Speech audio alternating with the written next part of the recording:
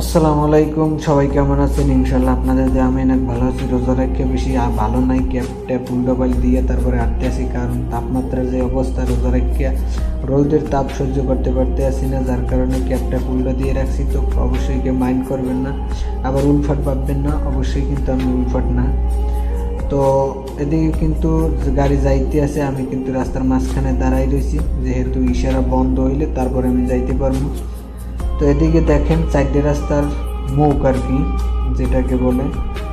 তো আমি ইশারায় কিন্তু দাঁড়াই রয়েছি, এদিকে কিন্তু সবুজ বাতি আর একটা জ্বলিয়ে উঠছে। আমার ডাইন পাশে যে গাড়িগুলো বাজে রয়েছে জ্যামে, এই গাড়িগুলো ছাড়িয়ে দিয়েছে এই ইশারা।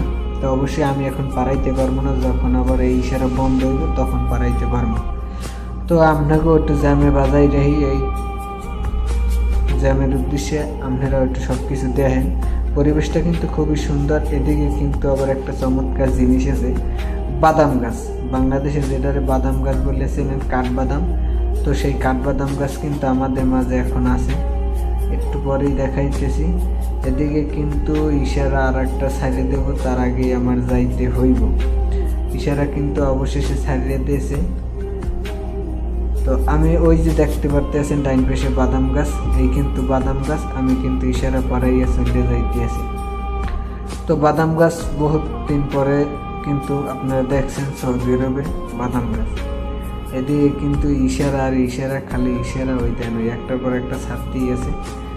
তো এদিকে কিন্তু চারটা রাস্তার মোড়, একটা হচ্ছে যাইয়া মক্কার দিকে, একটা হচ্ছে যাই জেদ্দার দিকে, আর একটা হচ্ছে যাইয়া এটারে কি বলে আমার সঠিক মনে নাই, আয়সা মসজিদ, আর একটা হচ্ছে যাইয়া কাকিয়া যাওয়ার রোড।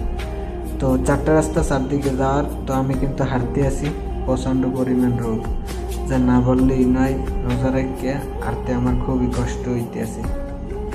তো অবশেষে কিন্তু রাস্তা আর একটা পাড়াই ফেলাইলাম দৌড়াইয়া, কারণ গাড়ির যে পরিমাণ গতি লইয়া আয় তা আসলেই অসাধারণ গতি।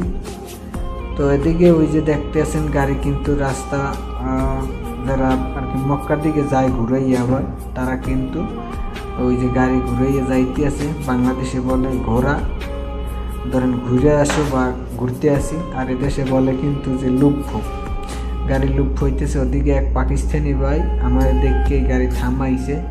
তো চলেন আজকে দেখি পাকিস্তানি ভাই সাথে কথা বলবো, এবং আমার কাছ থেকে কয়টা কি ভাড়া নেয়।